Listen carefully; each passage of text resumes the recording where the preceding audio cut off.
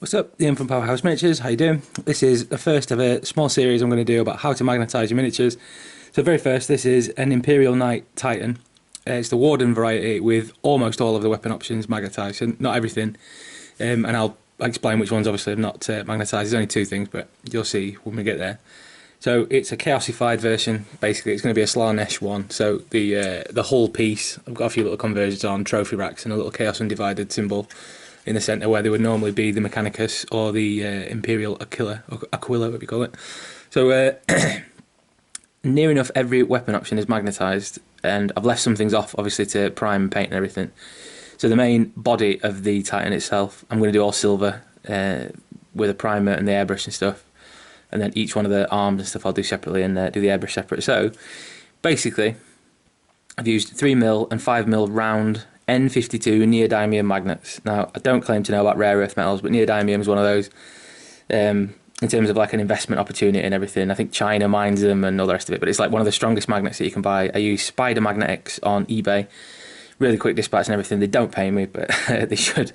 So yeah, I use all sorts of their different ones, and yeah, N52 I believe has the strongest magnetism of some of the ones you can get, and that's neodymium, which is one of the rare earth metals. So on the main guy itself, we got two 5mm magnets on the arm pieces. So again, these come away. You can build them. I think you build them the same, to be honest, and they just sort of attach on the end piece just there. So we got these two, and then the whole piece was drilled just there with a 3mm N52 neodymium magnet. So all round magnets, obviously. So on the arms itself, you got the left and right arm. The polarity is all the same. So on this one, this is magnetised twice. So you got a bit of green stuff inside the centre of the part that'll attach, like that. Or on the other side, there. And again, it rotates a little bit, and you can still move these pieces. I've not glued them down yet, but you get a really good strong hold, which is why you want the two 5mm. And you could even put a little green, a long sausage piece of green stuff, and you could mask these little gaps there, which would stop it spinning quite as much as well. But then again, it's not a problem. It's sturdy enough. You can, you can nudge it and knock it and stuff like that, and it's still fine. So this is the first one. This is the most, I guess, the most complicated one, or at least it's got two magnets. So again, I filled the centre bit with green stuff and then pushed the magnet in. And then while it's still wet and the magnet's inside, you rub it on something flat. So I use my table to make sure that it was perfectly flat against the edge, so there's no overlap, coming from the top, to make sure that when they connect to each other, they're nice and flush and stuff. So there's this one, and then again these bits aren't glued, so this bit comes away.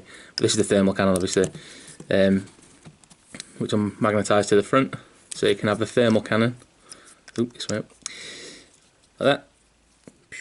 Or take this bit off, and then you got the battle cannon. Nice and good. And then again the stubber fits there, but I've left that off for the ease of painting stuff. Again, that's going to be silver, obviously. So there you go. So that's the first one. Badass. And then the other arm, you got the Reaper chainsword, like that.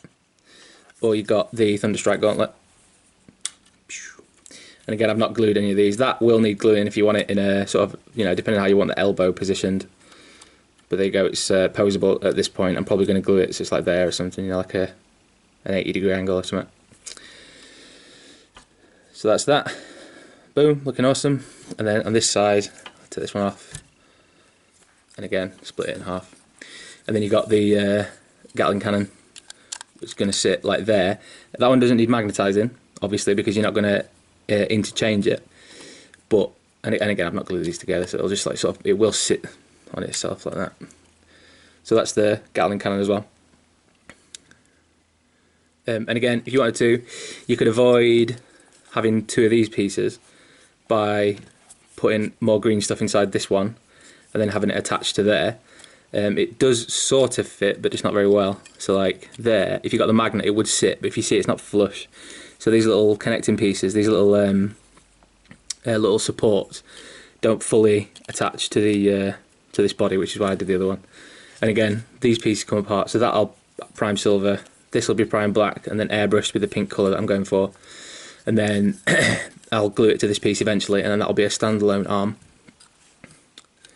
And then on the hull piece, again, drilled in the very centre of the hull, we got the 3mm round N52 neodymium magnet, got the Icarus Autocannon. So that sits on the top. Or you got the, which one is this? The Storm Spear rocket pod. So there you go, and that'll sit obviously on the top. Going to be a nice chaosified one. It's going to be a Slaanesh one, the end, look awesome. So these two off the end. So that is it. That's everything. That's every option near enough, apart from I'll take the Thunderstrike Gauntlet off. We got on the front. I've glued down the melter gun, and of course you could have the stubber there. And I imagine if you chop this bit off, that'd be in diameter about 3mm, so you could probably magnetise that quite easy. But I haven't done it because the guy wanted the melter gun, the customer wanted the wasn't going to use the stubber, so that's why I did that. And then the other one as well, the rocket pod. You can also have the Iron Storm missile pod, and this bit, because it's curved like a lip, it would have been quite difficult to do. On the inside, this is hollow obviously, so on the inside it would have needed a support or something like that, or a load of green stuff to sort of fill a little bit in, and then maybe you could like magnetise the back, but obviously I didn't do that on this in particular one. So it's not fully magnetised, you know, not 100% magnetised, but yeah, you've got the stubber or the melter gun or the Iron Storm missile pod instead of the Storm Spear rocket pod. So that's it. Apart from that, that's everything magnetised. So as I said, I've left everything off for the ease of priming and assembly and everything like that. But really quickly there, when you've assembled everything, if you wanted a specific kit, obviously you would have normally gone for the Errant or Paladin. And if you want the Crusader, the Gallant or the Warden, it's real worth magnetising all these different bits, because right now I do all these obviously on commission for people all over, and I've done several of these now, but really easy and really quickly, like I said, with the magnets. A little bit of green stuff, you roll up the green stuff and put it inside, place the magnet, flatten the magnet off, and then I put a little piece of super glue and sort of like rub that across each one of the bits just to sort of seal it in, and then there you go. You've got all 5 variants near enough there, so apart from the little the missile pod one, if you want a specific one, you get to choose one of 2, and then instead of the stubby you can have the melter gun or whatever. So that's pretty much it. So you say you got every single option, all magnetised together, super satisfying to have them all. So I charge 210 quid for this, which is everything. It's the kit, assembly, clean up, magnetising, priming, painting, basing, delivery, all that, everything, like the full service, whatever. 210 quid, and I do them on eBay. So if you're interested, I'll put a link if there's one on my shop at the moment that you can buy or commission me to do. But there you go, absolutely badass. So altogether, totally worth doing that. Like I said, you can have all 5 variants apart from the 2 little ones that I mentioned. This one's a chaosified one, so check out my channel before long, and you'll have I'll do a tutorial, like a painting showcase one of the finished miniature when it's finished.